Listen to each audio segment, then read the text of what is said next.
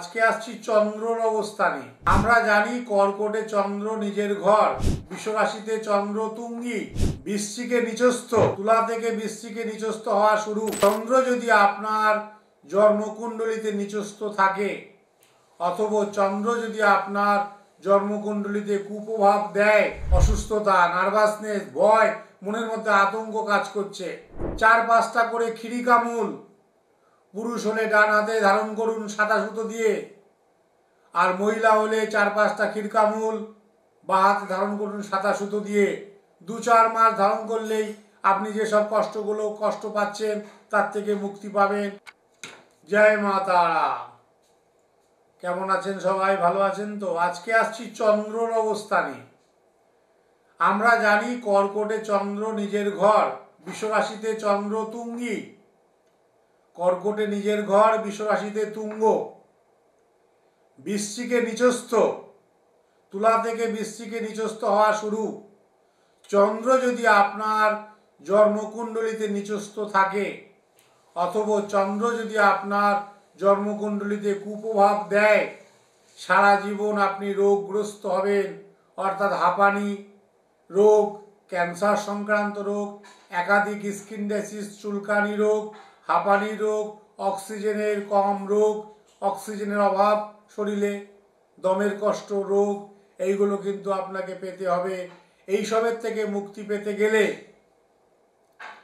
আপনাকে কি করতে হবে সেটা তো আমি বলে দেবো। যদি এই জায়গাটাকে হাতের স্থান বলা হয় চন্দ্রর জায়গা, এই নিম্ন জায়গাটাকে চন্দ্রর জায়গায়, এই চন্দ্রর জায়গা হাতে যদি মাউন্ডে চন্দ্রের অবস্থা খুবই খারাপ থাকে তাহলেও কিন্তু আপনাকে নানা রকম জায়গায় অপদস্থ হতে হবে, মানহানি হতে হবে, দুঃখ কষ্ট পেতে হবে, এবং যে পরিমাণ পরিশ্রম করবেন সেই পরিমাণ অর্থ আয় করতে পারবেন না।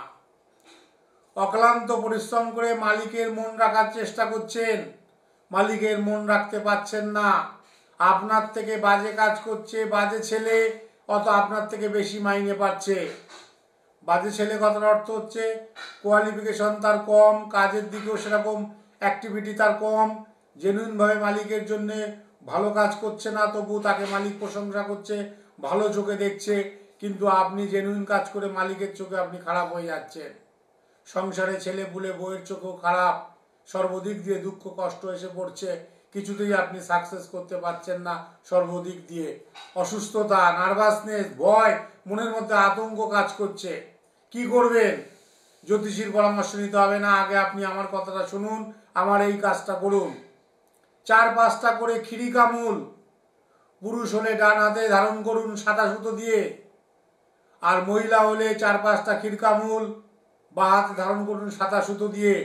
2-4 মাস ধারণ করলেই আপনি যেসব কষ্ট পাচ্ছেন তার থেকে মুক্তি পাবেন, এবং দীর্ঘদিন ধারণ করলে আপনি দীর্ঘদিন ধারণ করলে বড়লোক হয়ে যাবেন, অভাব দারিদ্র দুঃখ দুর্দশা কেটে যাবে, আপনি নির্দিষ্ট একটা জায়গায় গিয়ে মানুষের মতো মানুষ হবেন, 5 জন আপনাকে সম্মান দেবে, ইজ্জত দেবে, এবং ভালো থাকতে পারবেন।